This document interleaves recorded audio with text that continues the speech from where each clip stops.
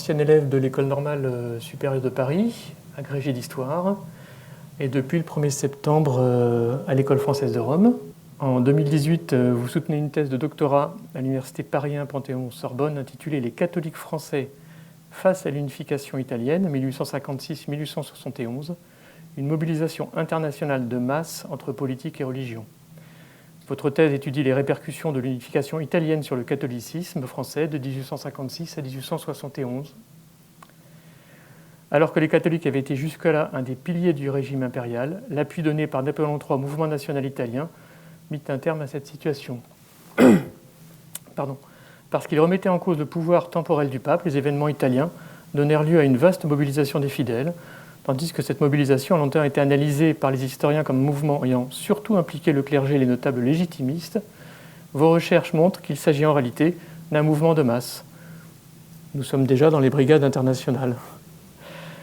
Aujourd'hui, vous travaillez à l'École française de Rome sur un projet de recherche sur 3 ans intitulé « Rome et la contre-révolution en Europe occidentale, 1847-1876 », naissance d'une internationale noire. Je ne connaissais que les anarchistes, mais vous allez peut-être nous en dire plus. Depuis une vingtaine d'années, l'histoire de la contre-révolution connaît de profonds renouvellements par l'adoption d'approches transnationales.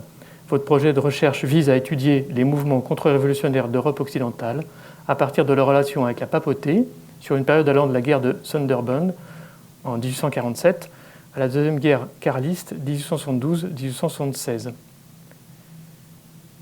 Monsieur Hérisson, nous sommes ravis de vous recevoir au Centre Saint-Louis aujourd'hui, en ce jour du 20 septembre, qui est une date importante, qui rappelle une date il y a 152 ans, et il me semble que dans les jardins de la Villa Bonaparte, il y a une brèche qui a été créée. Et puis, je tiens à remercier l'ambassade de France, l'ambassadrice qui est présente ce soir, pour le prêt derrière nous, que vous verrez. Un prêt qui est lié à un don de la famille de Joseph Rialan, don de cet uniforme à l'ambassade, dont il était zouave pontifical, sergent aux zouaves, pardon. Il est parti de Bretagne pour arriver jusqu'à Rome en 1865 et il meurt en 1867 à la bataille de Mentana. Je vous laisse la parole. Alors, merci Monsieur Adam. Vous m'entendez, c'est bon ? Merci Monsieur Adam, merci à vous d'être venu m'écouter, merci Madame l'ambassadrice pour votre présence et pour le magnifique costume sur lequel je reviendrai au cours de mon intervention. Alors, entre 1860 et 1870, environ 10 000 hommes rejoignent Rome pour s'engager dans un corps de l'armée du pape créé spécialement pour accueillir des volontaires étrangers. La plupart de ces hommes viennent de France, des Pays-Bas et de Belgique, mais d'autres sont originaires du reste de l'Europe et même d'Amérique. Ils forment ce que l'on a appelé les zouaves pontificaux, en raison de leur uniforme qui est inspiré de celui des fameux zouaves de l'armée française.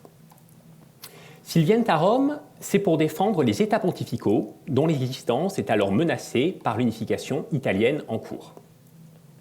Jusqu'en 1870, en effet, l'Italie est divisée en plusieurs États.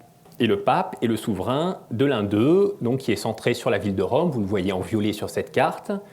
Il s'étend de la ville de Rome jusqu'au nord, aux Romagnes, donc à la ville de Bologne. Ces États pontificaux, ils existent depuis le 8e siècle et la fameuse donation de Pépin, 754. Et ils ont une existence ensuite durable, puisqu'on considère au milieu du XIXe siècle qu'il s'agit du plus vieil État d'Europe.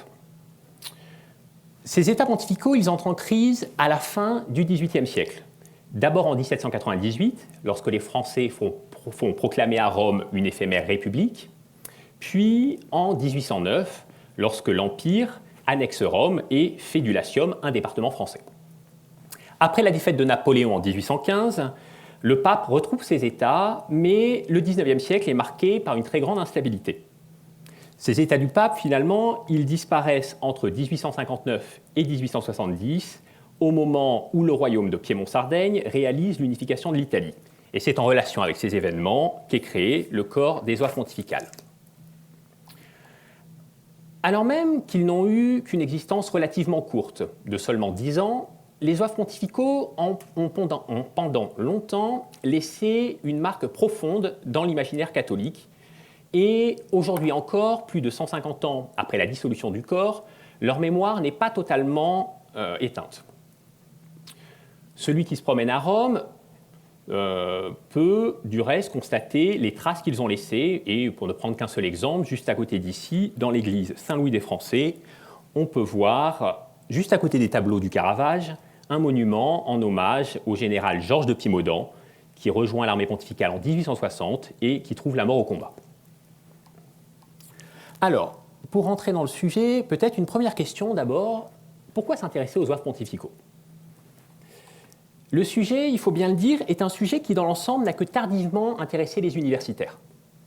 L'histoire des zouaves, elle a été écrite très tôt, dès leur époque, mais elle a été souvent faite par les zouaves eux-mêmes ou par des familiers, par des descendants.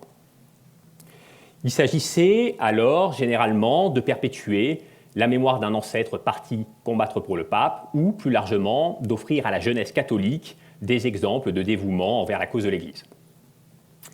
Mais depuis maintenant 25 ans, on constate une multiplication des études proprement scientifiques sur les zouaves pontificaux, et à mon sens, cela peut présenter 3 grands intérêts pour les historiens. La principale cause du regain d'intérêt des chercheurs pour les zouaves pontificaux, c'est que ceux-ci peuvent être rattachés à une question qui a beaucoup intéressé depuis quelques décennies, la question du volontariat militaire international. Alors de quoi s'agit-il ? À partir de la Révolution française, se fait jour un phénomène nouveau. Des hommes partent se battre dans des territoires étrangers pour des raisons qui ne sont pas purement financières. Et donc on ne peut pas les considérer comme de simples mercenaires, ce qui a toujours existé. Généralement, les motifs que ces hommes mettent en avant pour justifier leur engagement sont d'ordre politique ou religieux. Ils iraient se battre avant tout pour défendre un idéal. Et du XIXe siècle à nos jours, on peut multiplier les exemples. Alors je vais en donner quelques-uns. Dans les années 1820, on a ceux que l'on a appelés les philhellènes, qui partent combattre pour la cause de la Grèce, qui à cette époque est sous domination ottomane et qui cherche son indépendance. Et le plus célèbre des philhellènes, c'est le poète anglais Lord Byron, représenté ici sur ce tableau, et qui va d'ailleurs mourir en Grèce du paludisme. Deuxième exemple, qui constitue en quelque sorte le double inversé des zouaves pontificaux. Au milieu du XIXe siècle, des hommes issus de toute l'Europe se rendent dans la péninsule italienne pour aider la cause de l'indépendance et de l'unification du pays. C'est le cas notamment de certains qui vont rejoindre les chemises rouges de Garibaldi. On pourrait multiplier les exemples au XIXe siècle, on pourrait les multiplier au XXe siècle également. Au XXe siècle, le cas le plus connu, bien évidemment, c'est celui des brigades internationales et des autres corps formés pour soutenir les républicains espagnols au cours de la guerre civile.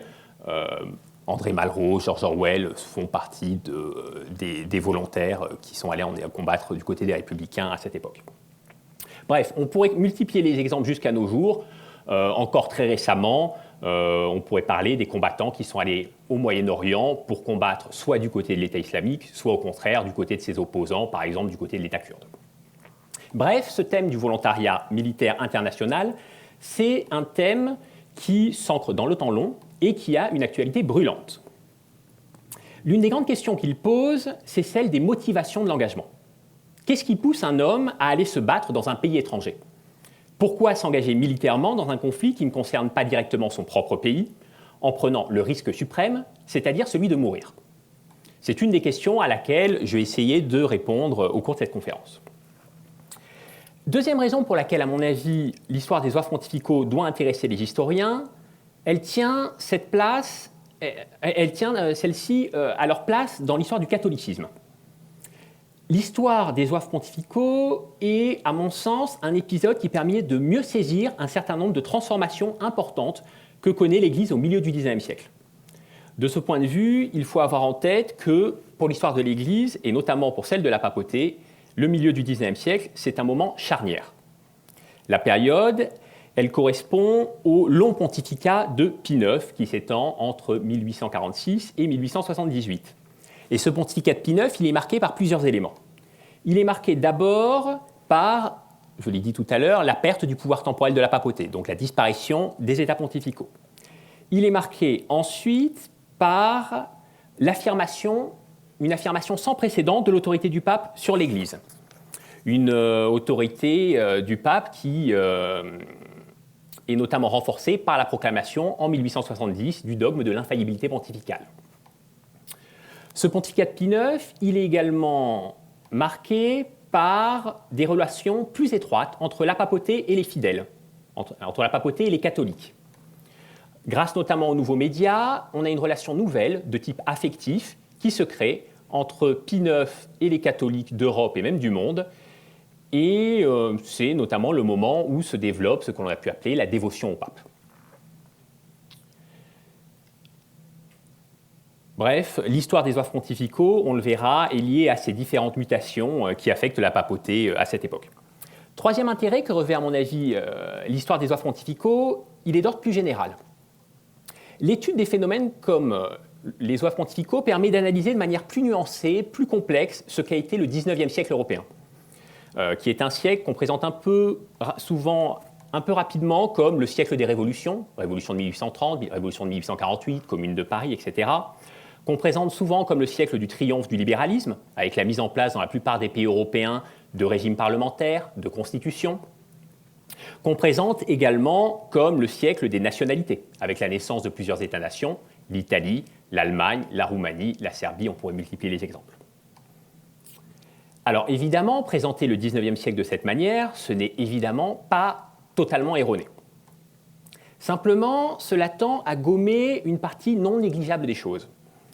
En réalité, les opposants aux mouvements libéraux et démocratiques, les opposants au mouvement des nationalités, ont été pendant la plus grande partie du siècle extrêmement puissants dans toute l'Europe, au moins jusqu'aux années 1870, et certains historiens disent même jusqu'à la Première Guerre mondiale. Il y a un célèbre livre d'un historien américain qui parle de la persistance de l'Ancien Régime en Europe jusqu'en 1914. Étudier les œuvres pontificaux, c'est donc se donner la possibilité de mieux comprendre l'importance des résistances que le libéralisme et les mouvements nationaux ont dû vaincre avant de l'emporter. Et c'est ainsi prendre conscience que la victoire des principes libéraux n'était pas écrite à l'avance. Bref, je résume, l'histoire des œuvres pontificaux nous aide à mieux comprendre, à mon sens, trois choses. Le phénomène du volontariat militaire international, qui est un phénomène structurant de l'époque contemporaine, avec des répercussions aujourd'hui. Elle nous aide également à mieux comprendre les mutations qui affectent l'Église au milieu du XIXe siècle, des mutations qui, pour certaines, annoncent l'Église aujourd'hui. Et elle nous aide enfin à mieux comprendre la complexité du XIXe siècle. Alors maintenant que j'ai posé ces prémices, je rentre dans le cœur du sujet. Je l'ai dit, les volontaires qui affluent à Rome durant la décennie 1860 viennent défendre les États pontificaux, qui sont alors menacés par le royaume d'Italie. Ces États pontificaux, je les décris brièvement, ils sont composés de 4 régions principales, Rome, la capitale, donc, et le Latium, l'Ombrie autour de Pérouse, les Marches autour d'Ancône, et enfin la Romagne, à l'époque on dit les Romagnes plutôt, autour de Bologne. Il y a également 2 petits territoires qui sont annexés au sud dans le royaume des 2 Siciles, les petits territoires de Pontecorvo et de Bénévent.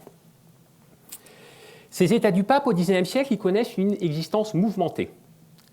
Les différents papes sont en effet confrontés de manière croissante aux revendications de leur population.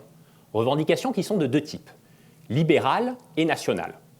Il s'agit d'une part de réclamer de nouveaux droits civils et politiques, dans un État où les ecclésiastiques monopolisent l'essentiel du pouvoir et où certaines libertés, la liberté de la presse par exemple, ne sont pas reconnues. Il s'agit d'autre part de demander un rapprochement avec les autres États de la péninsule italienne, puisque la période est marquée un peu partout en Italie par le développement du patriotisme. Ces revendications des populations, elles conduisent à une première crise en 1831. Cette année-là, l'État pontifical subit le contre-coup des révolutions européennes de 1830. En 1830, je vous rappelle, c'est notamment le moment où Charles X est renversé et Louis-Philippe arrive au pouvoir en France. Le mouvement révolutionnaire donc, atteint les États pontificales, plus précisément le nord de l'État pontifical, et seule une intervention militaire de l'Autriche permet de rétablir l'ordre. Alors cette intervention militaire de l'Autriche, il est important de la souligner, parce qu'elle témoigne de la dépendance durable de la papauté à l'égard des puissances catholiques pour la question du maintien de l'ordre. Seconde crise des États pontificaux en 1848-1849, là encore à une époque de révolution européenne. En 1848, le pape Pie IX fuit Rome pour Gaète et quelques mois plus tard, la République est proclamée dans la ville éternelle. À nouveau, il faut une intervention militaire extérieure pour rétablir l'autorité pontificale. On a plusieurs puissances catholiques qui interviennent, l'Espagne, l'Autriche, le royaume de Naples et surtout la France du président Louis-Napoléon Bonaparte. Et ce sont les armées françaises qui vont prendre Rome en juin 1849. À partir de cette époque et pendant 10 ans, la sécurité de l'État pontifical est assurée par des troupes étrangères qui stationnent sur le territoire du pape. Les Autrichiens, qui stationnent au nord, dans les Romagnes, et les Français qui restent à Rome, puisqu'à partir de la prise de la ville en 1849, l'armée française y demeure. Cette présence d'armées étrangères, pour la papauté, elle est à double tranchant. Elle permet bien évidemment d'assurer la sécurité du pouvoir pontifical, mais elle a des inconvénients. D'une part, elle soumet le pape à des pressions et à des ingérences de la part des puissances étrangères. D'autre part, elle contribue à dégrader l'image de la papauté en Europe parce qu'on se met à dire que le pape n'est pas capable d'assurer la sécurité de ses propres États. Mais dans l'ensemble, les années 1850 sont des années de relative tranquillité. La situation, elle vole en éclats en 1859, lorsque Napoléon III décide d'aider le royaume de Piémont-Sardaigne à chasser l'Autriche de la péninsule italienne. C'est le début de ce que l'on a parfois appelé la deuxième guerre d'indépendance italienne, une guerre qui ne concerne pas directement la papauté. On a une alliance de la France et du Piémont face à l'Autriche, donc une guerre qui est concentrée sur le nord de la péninsule. La papauté n'est pas directement concernée, elle se déclare neutre. Simplement, au fur et à mesure des victoires de la France et du Piémont, Magenta, Solferino, des troubles éclatent dans les États pontificaux. Pourquoi ils éclatent? Tout simplement parce que le corps d'occupation autrichien qui se trouvait dans les Romagnes, au fur et à mesure des défaites de l'Autriche, est rapatrié sur le territoire et les Romagnols en profitent pour s'insurger. En juin 1859, donc, on a une insurrection des Romagnes qui demande leur rattachement au royaume du Piémont, qui à cette époque-là est en train d'unifier toute l'Italie du Nord. Et la papauté s'avère incapable de rétablir seule son autorité. À la fin de la guerre, ni la France ni l'Autriche ne se montrent disposés à l'aider, ce qui fait qu'à la fin de l'année 59, la papauté a perdu les Romagnes, c'est-à-dire la province la plus riche du territoire pontifical. C'est à ce moment-là que Pie IX prend une décision qui va s'avérer déterminante pour les 10 prochaines années. Jusque-là, je l'ai dit, l'État pontifical avait fait reposer sa sécurité sur la protection des puissances catholiques. En premier lieu, l'Autriche et la France. La guerre d'Italie a cependant rendu cette situation très précaire. D'une part, la défaite de l'Autriche la détourne provisoirement au moins des affaires italiennes, et en plus l'Autriche, depuis la perte des Romagnes par le pape, n'a plus de frontières directes avec la papauté. D'autre part, la politique française en Italie est ambiguë. D'un côté, Napoléon III doit satisfaire l'opinion publique catholique en France, qui s'inquiète du sort de la papauté, et donc il ne peut pas permettre que le pape soit chassé de Rome, mais d'un autre côté, l'empereur nourrit des sympathies pour la cause italienne. Bref, ni l'Autriche ni la France n'apparaissent à cette époque-là comme des alliés sûrs pour la papauté, et à Rome, on va assister à cette époque à l'affrontement de deux lignes. La première, elle est incarnée par le cardinal Antonelli, qui est depuis 1848 le secrétaire d'État de Pie IX, c'est-à-dire une sorte de Premier ministre et de ministre des Affaires étrangères. Antonelli veut poursuivre la politique qu'il a conduite dans les années 1850. Il considère que l'État pontifical est trop petit pour pouvoir assurer lui-même sa sécurité, qu'il est par conséquent inutile de chercher à renforcer l'armée du pape et qu'il faut continuer à s'appuyer sur les puissances catholiques.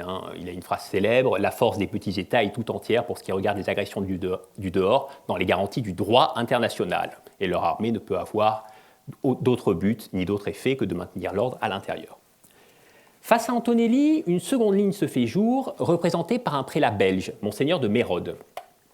Mérode, c'est un personnage intéressant, notamment parce qu'avant de devenir prêtre, il a été soldat. Et il a notamment participé au sein de l'armée française à la conquête de l'Algérie. C'est par ailleurs un homme qui est proche d'un certain nombre d'opposants à Napoléon III en France. Pour ceux qui connaissent un peu l'histoire du XIXe siècle, Mérode, c'est le beau-frère de Montalembert. Et par conséquent, Mérode considère qu'il est illusoire de faire reposer la sécurité des États du pape sur l'aide de la France. À propos de Napoléon III, il a cette phrase « L'empereur nous soutient comme une maison qu'on était pour la démolir ». Bref, puisque le Saint-Siège ne peut compter sur l'aide des puissances catholiques, Mérode est favorable à une réorganisation de l'armée pontificale qui doit la rendre à même de défendre seule les États de l'Église. À la fin de l'année 1859, Mérode réussit à convaincre Pie IX de faire appel pour réorganiser l'armée pontificale à un général français, le général de Lamoricière. Lamoricière avait été un des principaux généraux de l'armée d'Afrique, et c'est à cette occasion que Mérode l'avait rencontré. Il accepte de prendre le commandement de l'armée pontificale, à condition de n'avoir jamais à combattre les Français, et il arrive à Rome au début du mois d'avril pour prendre son commandement. À la même époque, Mérode est nommé pro-ministre des Armes par Pie IX, autrement dit, la ligne du secrétaire d'État Antonelli est vaincue, et on s'achemine vers une réorganisation de l'armée pontificale. Comme il est difficile pour réorganiser l'armée pontificale de recourir à la conscription, qui risquerait d'accroître encore davantage le mécontentement des sujets pontificaux, on décide de faire appel à des soldats étrangers. C'est à cette époque donc qu'arrivent des volontaires originaires de divers pays, à cette époque-là principalement de France, de Belgique et d'Irlande. En ce qui concerne les Français, qui sont les plus nombreux, il s'agit alors surtout de membres de l'aristocratie légitimiste. Autrement dit, il s'agit de nobles qui sont des opposants à Napoléon III et qui sont favorables au retour sur le trône de France de la dynastie des Bourbons. Ces hommes sont par ailleurs, pour certains d'entre eux, des militaires qui, par le passé, ont quitté la France justement pour ne pas avoir à servir Louis-Philippe puis Napoléon III. C'est le cas par exemple de Georges de Pimodan, dont j'ai parlé tout à l'heure. C'est le cas également d'Athanase de Charette, Georges de Pimodan avait servi comme officier dans l'armée autrichienne, et Athanase de Charette, lui, a servi comme officier dans l'armée du duc de Modène. C'est par ailleurs le petit-neveu d'un des principaux généraux de l'insurrection vendéenne pendant la Révolution française. Les volontaires qui arrivent à Rome sont enrôlés dans différents corps de l'armée pontificale, dont la plupart sont créés spécialement à ce moment-là pour les accueillir. On a 3 corps principaux qu'on peut citer, le bataillon des tirailleurs pontificaux, qu'on appelle aussi le bataillon franco-belge, en raison de la provenance de ses troupes, un corps de cavalerie légère, sur lequel je ne vais pas m'appesantir, et enfin le bataillon de Saint-Patrick, qui accueille, comme son nom l'indique, les Irlandais. La grande majorité des volontaires rejoint donc la grande majorité des volontaires français rejoint le bataillon des tirailleurs pontificaux. Son commandant, Louis de Bec de Lièvre, lui donne à cette époque-là un uniforme, c'est celui que vous voyez derrière moi, un uniforme d'un type bien particulier, puisqu'il est inspiré à la fois de celui des zouaves de l'armée française, qui sont à cette époque-là un des corps les plus prestigieux de l'armée française, et il s'inspire également en partie de celui de l'infanterie de l'armée des autres troupes d'infanterie de l'armée française. C'est de cet uniforme que les volontaires tirent le surnom qui va assurer leur renommée, celui de zouaves pontificaux. Donc cet uniforme, vous le voyez, il est constitué d'une tenue gris-bleu, avec une veste à sous-taches rouge, un pantalon bouffant à l'orientale et une ceinture rouge. Donc c'est un uniforme qui est encore une fois à l'orientale, et on raconte que tout le monde ne l'a pas apprécié à Rome. Je pense que, à mon avis, la phrase est apocryphe, mais beaucoup d'historiens rapportent le mot d'un cardinal qui aurait dit qu'il fallait bien être français pour avoir eu l'idée d'habiller en musulmans les soldats du pape. Au bout de quelques mois seulement, les volontaires vont devoir combattre. La deuxième étape du démantèlement de l'État pontifical survient en effet dès 1860. Alors, je rappelle brièvement les événements, mais je suis obligé de le faire. En mai 1860, Garibaldi lance sa fameuse expédition des 1000. Il est encouragé en sous-main par le Piémont-Sardaigne, et il va débarquer en Sicile, c'est la flèche marron que vous voyez sur la carte. Il va débarquer en Sicile et il commence alors la conquête du royaume de Naples. Cette conquête, elle avance assez rapidement, et dans le but officiel de rétablir l'ordre en Italie du Sud et d'empêcher notamment une proclamation de la République par les Garibaldiens, l'armée piémontaise décide d'intervenir. Seulement, comme vous pouvez le voir sur la carte, pour rejoindre le royaume des deux Siciles depuis l'Italie du Nord, il faut nécessairement traverser l'État pontifical. En septembre, les troupes piémontaises passent la frontière, elles rencontrent l'armée du général de Lamoricière près de Castelfidardo. Elle l'emporte sans difficulté, l'écart numérique est extrêmement important, et cela va permettre au Piémont de s'emparer à la fois des Marches et de l'Ombrie. L'État pontifical, donc à partir de cette date, 1860, est désormais réduit à Rome et au Latium. Et il restera, et c'est la taille qui conservera jusqu'en 1870. L'Italie, elle, est proclamée en mars 1861. À la suite de sa défaite, la Mauricière rentre en France et plusieurs des corps de l'armée pontificale qui accueillaient les volontaires étrangers sont dissous. Le 1er janvier 1861, on procède à une réorganisation totale et l'on va former avec tous ces volontaires un corps qui cette fois-ci prend le nom de bataillon des zouaves pontificaux. Donc zouaves pontificaux jusque-là c'était un surnom et là ça devient le nom d'un corps précis de l'armée pontificale. Ce corps, il existe jusqu'au 20 septembre 1870, donc jusqu'à la disparition du pouvoir temporel de la papauté. L'histoire de ces zouaves pontificaux, elle est somme toute assez calme. Durant les premières années, il n'y a pas de combat à mener. Les zouaves mènent donc une vie de garnison monotone. On va les utiliser à partir de 1865 pour lutter contre le brigandage qui est endémique dans cette partie de l'Italie. Et on va également leur confier quelques missions sanitaires au moment d'épidémies de choléra. Bref, rien de bien palpitant, et une telle inaction nuit forcément au moral des volontaires qui étaient venus pour défendre la papauté face à une menace qu'on considérait comme imminente et qui finalement se retrouvent à mener une existence qui a pu être comparée par certains aux héros du roman de Dino Buzzati, Le désert des Tartares, qui attend un ennemi qui n'arrive jamais. Le bataillon des zouaves pontificaux, par ailleurs, est durant ces premières années réduit à une très petite taille. En effet, après sa création, les recrutements sont très peu nombreux pour deux raisons principales. La première, elle est d'ordre financier.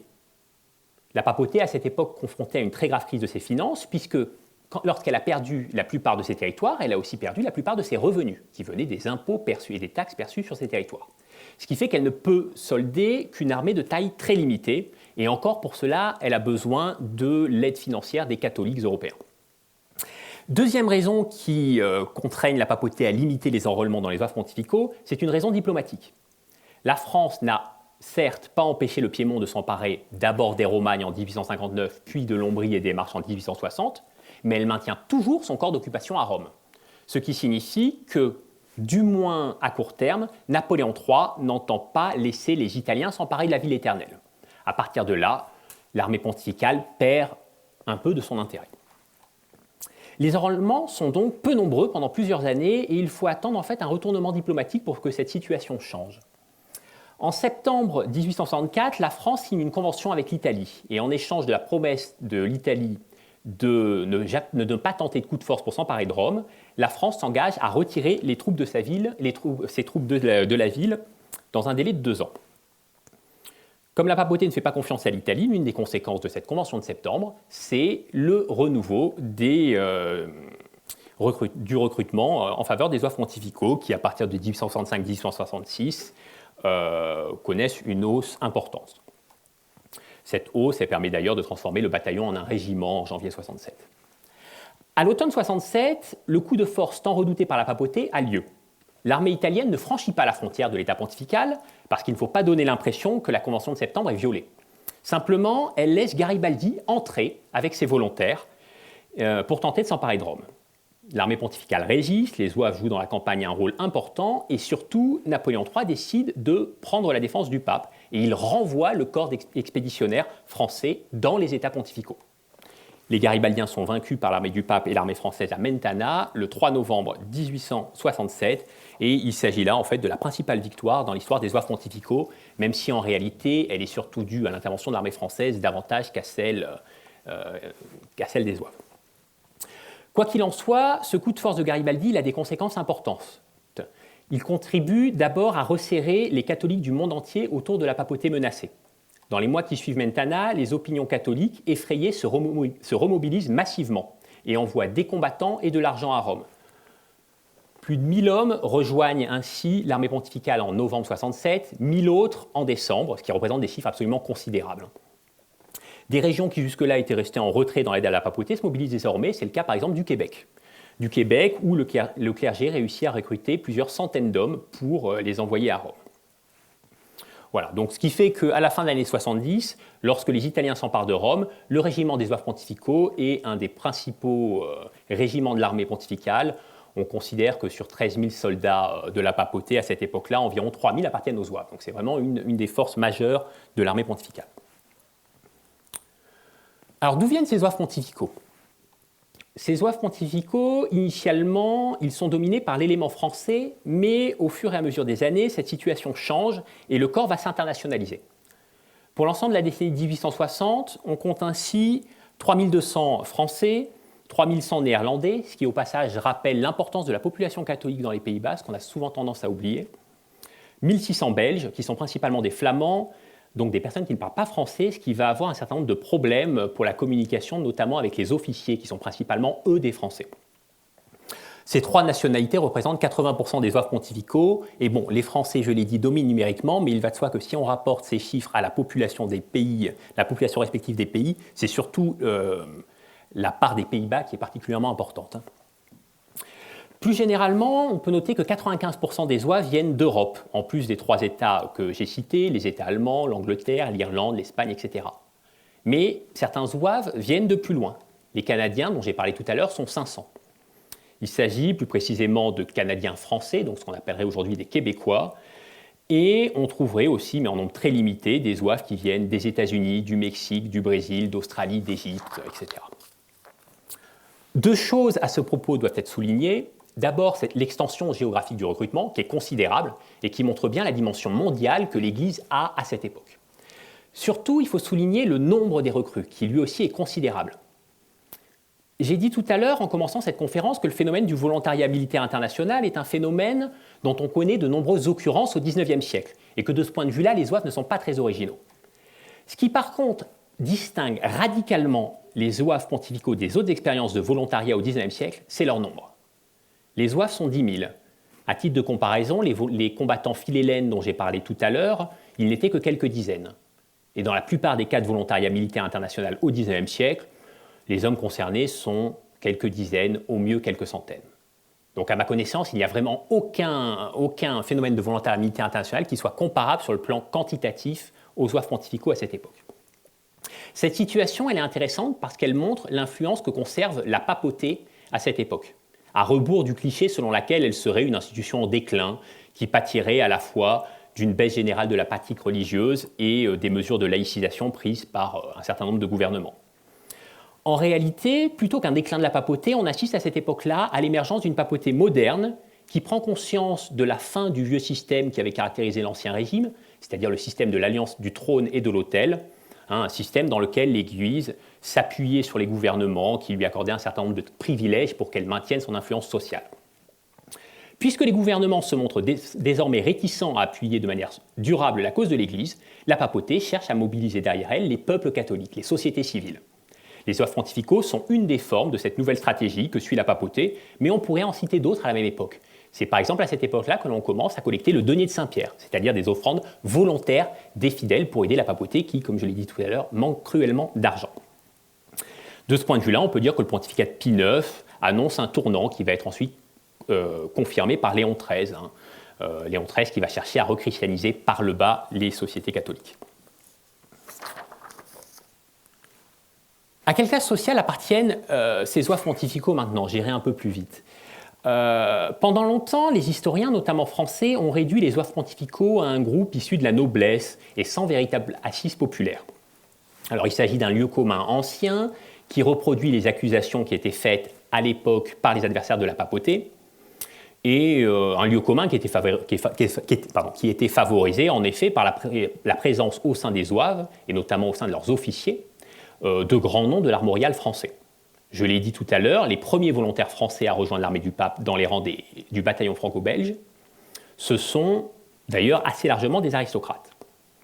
On raconte d'ailleurs à ce sujet qu'à l'issue de la bataille de Castelfidardo, donc en 1860, un officier piémontais, voyant la liste des blessés français lors de la bataille, se serait écrié « On croirait une liste d'invités à un bal sous Louis XIV ». Par la suite, la plupart des récits écrits par les zouaves l'ont été en bonne partie par les zouaves des catégories sociales supérieures, des nobles, ce qui là aussi explique que l'on ait longtemps réduit ces soldats à ce groupe social. Cependant, si on regarde les archives, la situation elle est tout autre. On se rend compte que l'origine sociale des volontaires est beaucoup plus contrastée. C'est très clairement le cas chez les Hollandais et chez les Belges, où dominent les paysans, les artisans, les membres, on va dire, des catégories populaires, et même chez les zouaves français, où l'élément aristocratique est plus important que dans les États voisins, on note que les classes supérieures de la société sont en fait minoritaires. Je le disais tout à l'heure, l'une des questions centrales qui se pose à propos du phénomène du volontariat international, c'est celle des motivations de l'engagement. Quelles sont les raisons qui poussent des hommes à faire des centaines, des milliers de kilomètres dans des conditions parfois difficiles pour aller risquer leur vie pour les états du pape? Autrement dit, pour reprendre la jolie formule d'un historien belge, pour quelles raisons aller faire le zouave à Rome? Cette question, elle a été très tôt l'objet de vifs débats, parce que la réponse qu'on lui donne peut avoir des implications politiques. D'un côté, les défenseurs de la papauté ont présenté les zouaves comme des croisés modernes venus à Rome pour défendre de manière purement désintéressée un idéal religieux. De l'autre côté, les partisans de l'Italie ont dénoncé les zouaves comme des mercenaires venus dans la ville éternelle dans l'unique but de s'enrichir. La vérité, elle est en fait plus complexe, puisque tous les zouaves ne partagent évidemment pas les mêmes motivations et que par ailleurs, ces motivations ne sont pas forcément exclusives les unes des autres. Autrement dit, on peut très bien rejoindre l'armée du pape pour des motifs religieux, sans être nécessairement insensible à l'attrait des avantages matériels que l'on peut également en tirer.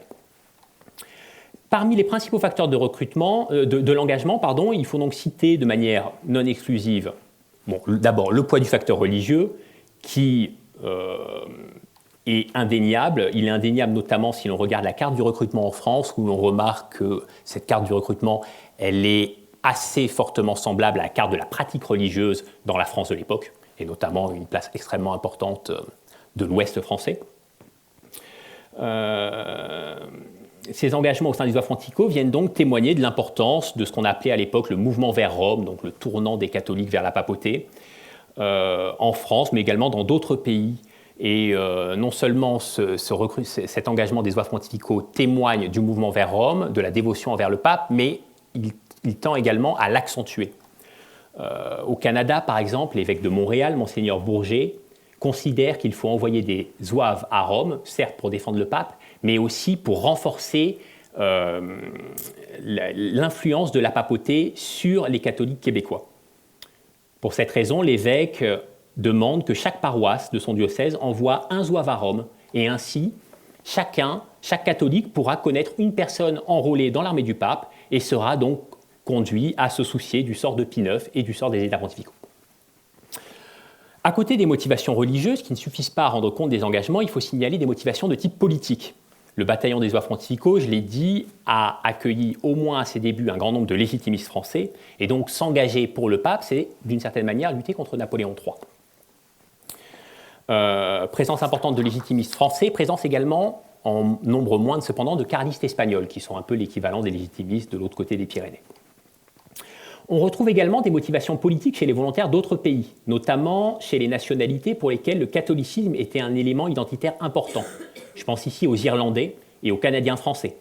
Pour eux, combattre en faveur du pape, donc de l'Église catholique, c'est affirmer fièrement sa différence face aux Anglais ou face aux Canadiens anglophones et protestants.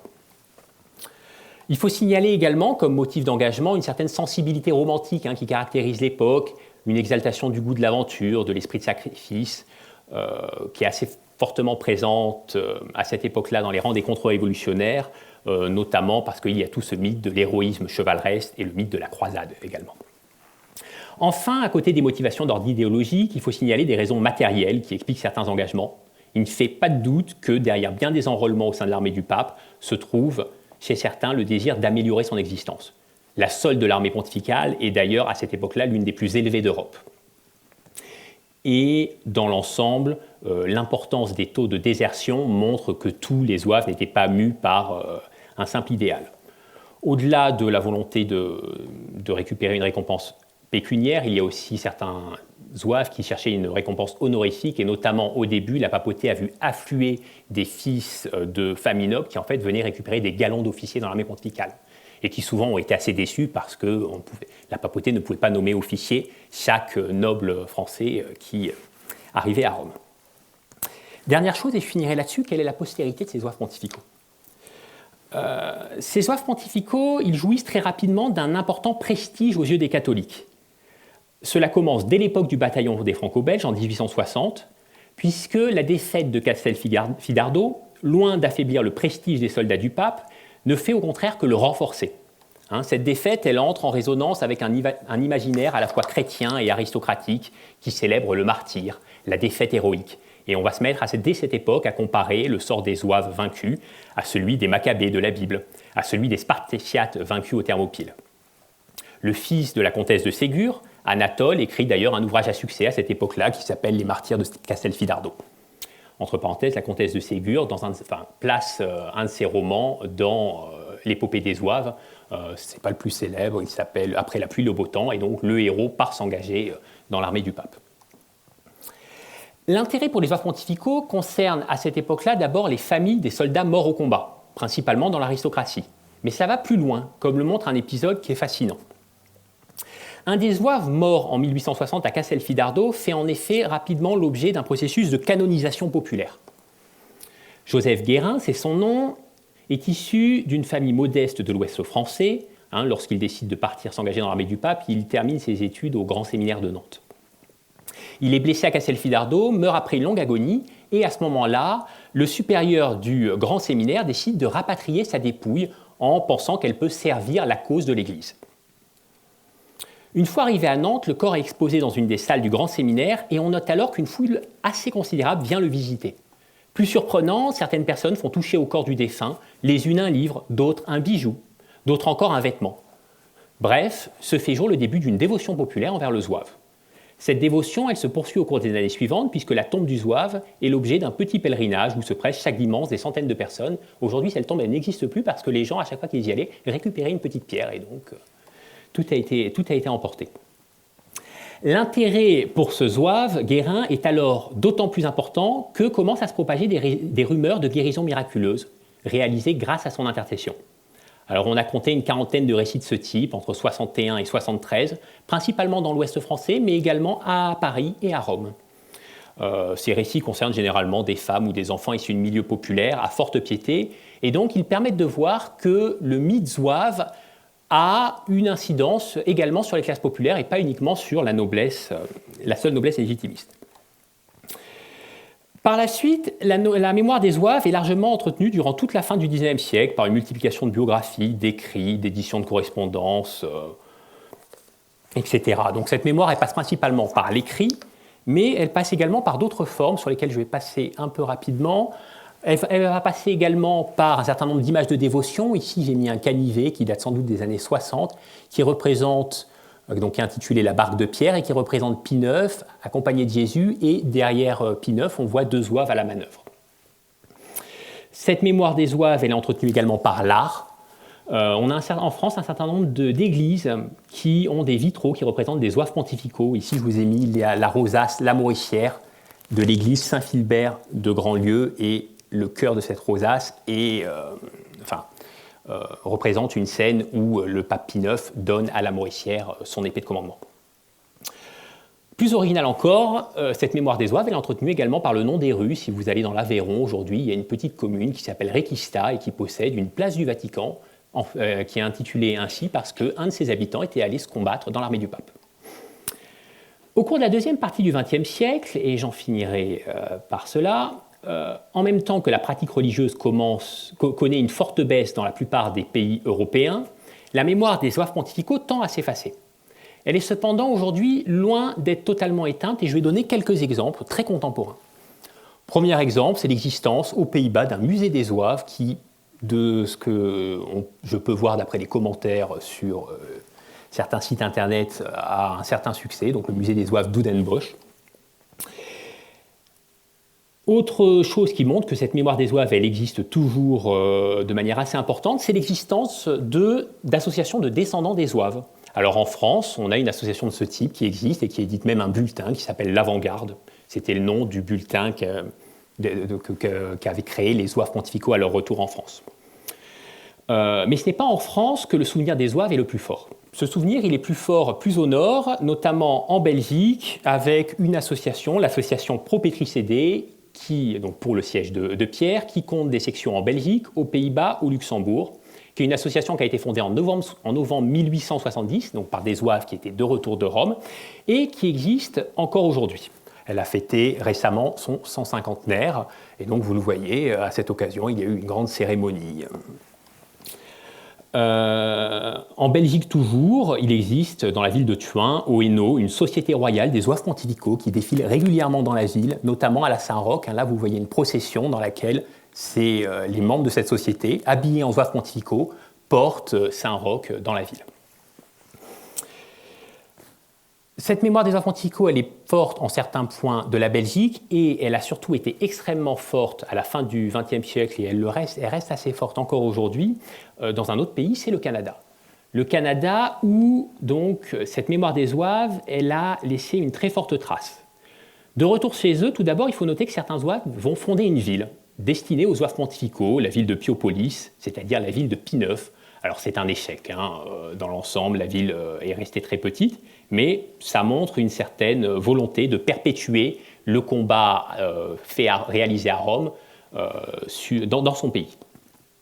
D'influence plus durable au Canada est l'Association des zouaves du Québec, qui est fondée en 1899. On est 30 ans après la fin des zouaves pontificaux, donc ça montre déjà l'importance qu'avaient conservé les zouaves à cette époque. Donc, Association des zouaves de Québec, fondée en 1899, qui existe jusqu'en 1993, et qui cherche alors à perpétuer la mémoire et l'idéologie des zouaves pontificaux, à défendre les valeurs religieuses par une présence active dans la société canadienne-française.